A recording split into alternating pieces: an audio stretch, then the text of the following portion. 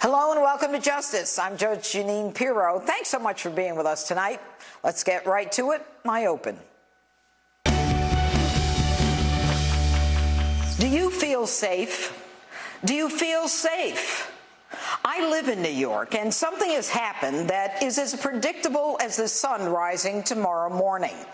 New York City, once the safest big city in America, one of the world's major commercial, financial, and cultural centers, will revert to the crime-ridden days of the 1980s. Not just New York.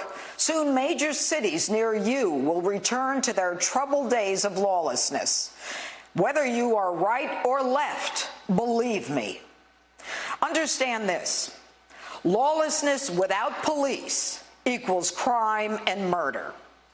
The safest big city, New York, is now regressing to the bygone days of graffiti, drugs, gangs, guns, murder, and mayhem. And you can thank one man, Warren Wilhelm Jr., known today as Bill de Blasio. This is the face of the return of crime.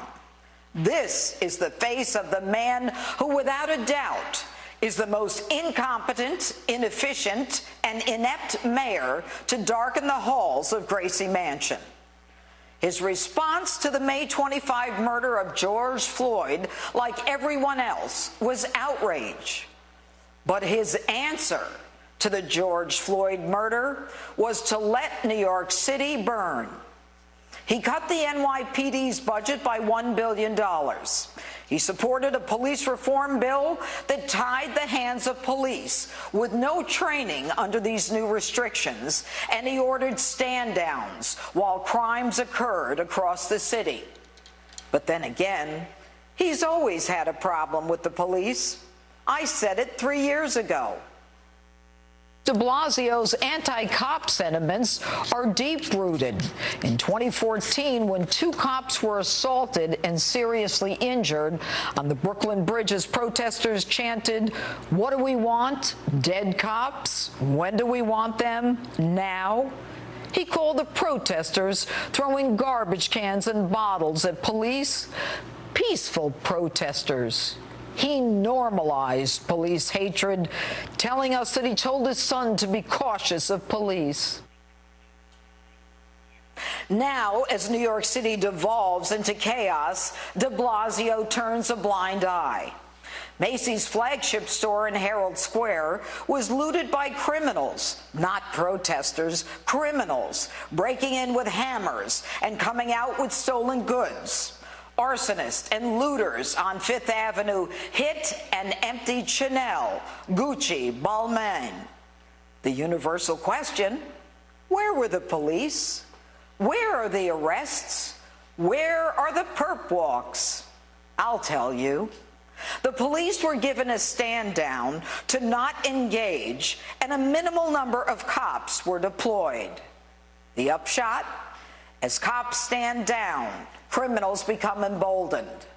And as for you, taxes will clearly go up, not just for the cleanup, but because businesses can no longer afford, nor would they necessarily want to be in a city where they are not protected from crime. In fact, one high-end New York City store is suing for failing to stop the looting. The owner of that store says that after paying taxes, the city owed a duty to the stores to protect them. He says that the city had intelligence, but did nothing about it. He, like many New Yorkers, believes his taxes go to the NYPD and that the police were told to stand down. But the big stores were not the only stores. Looters stormed small businesses, many minority-owned. Many shuttered now for good because of the protesters.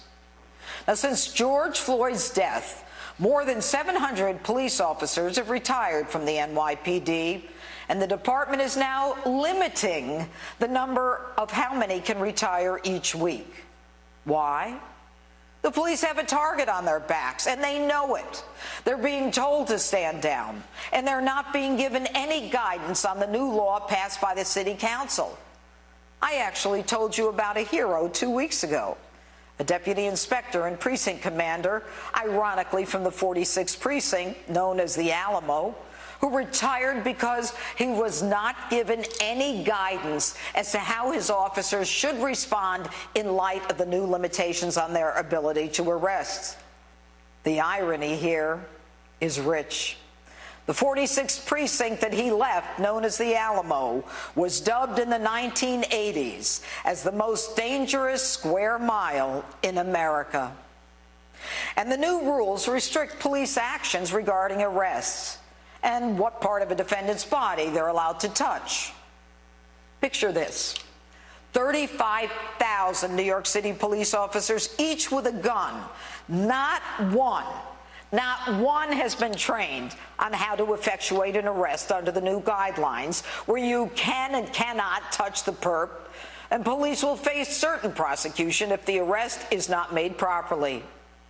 De Blasio also disbanded the anti-crime undercover unit, which directs undercovers to areas where crime occurs pursuant to a CompStat, which is a colorblind pinpoint screen that identifies crime concentrations that help drive down the city's crime rate and literally revolutionize policing around the world.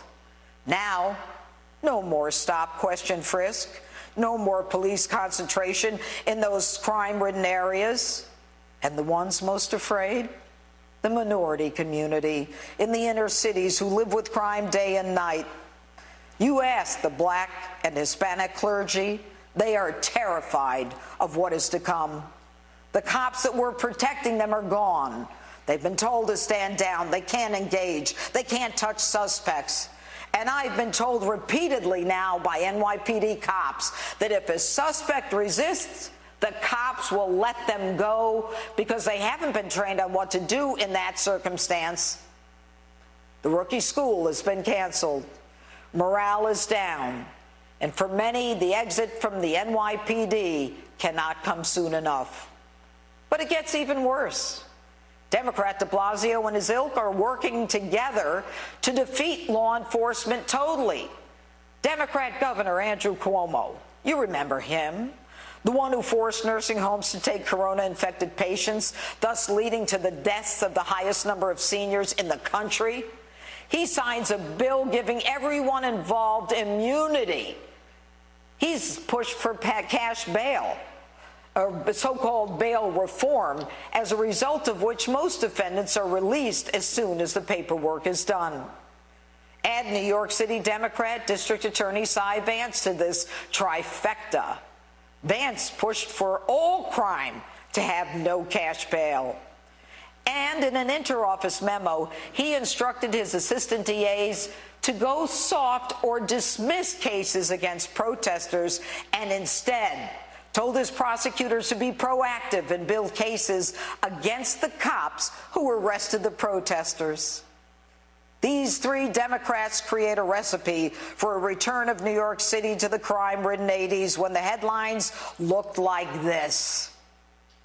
This one from this week doesn't look so different, does it? Consider this. For 40 years, New York City education and social services budget was more than half of the total city budget. The NYPD, previously at 8%, is now 5%. The correlation of defunding police and the increase in homicides is predictable. In fact, already homicides have skyrocketed. There is a 206% increase in shooting victims last week over the same week last year. And if you're not angry enough, take a listen to this. This is a historic moment of change. We have to respect that, but also say to people, the kinds of gatherings we're used to, the parades, the fairs, we just can't have that while we're focusing on health right now. Okay, but de Blasio exempted Black Lives Matter marches. He says they can continue despite the ban he put on all large events because, quote, this is a historic moment of change. Say what? Are you stupid? The rest of us can't work. We can't enjoy sports. We can't be with our friends because of coronavirus. But anyone marching for Black Lives Matter can protest in hordes? Is that because the virus won't affect them? I thought the black community was particularly vulnerable to the coronavirus. And what about all you guilt bullies, the ones who told us that if we go out that we're going to infect grandma? So is it okay for protesters to get grandma sick, but the rest of us can't? So, Bill, you've decided to take away my safety, my protection, my security, my business, and my liberty. I've got news for you. You don't have that right. You took an oath to support the Constitution. And as a public official, the first order of government is the protection of its citizens. You don't have the right to tell the police to stand down and to violate the oath that they took. You don't have the right to tell cops who want to go out to protect and defend us that they're not allowed to exercise their authority. And I don't care what your Marxist, leftist, socialist comrades tell you. This is the United States of America. And in the United States of America, we outlaw crime and we pay police to support law and order. You, Mr. de Blasio, by not supporting law and order, are a menace to law-abiding, tax-paying residents of New York City. You are so out of sync with the rest of us and so far from the fundamental values upon which this country was founded that the best thing that can happen to you is that you be impeached and crawl back into your Marxist, leftist, socialist hole. And that's my open. Let me know what you think on my Facebook and Twitter, #Judge Jeanine. And don't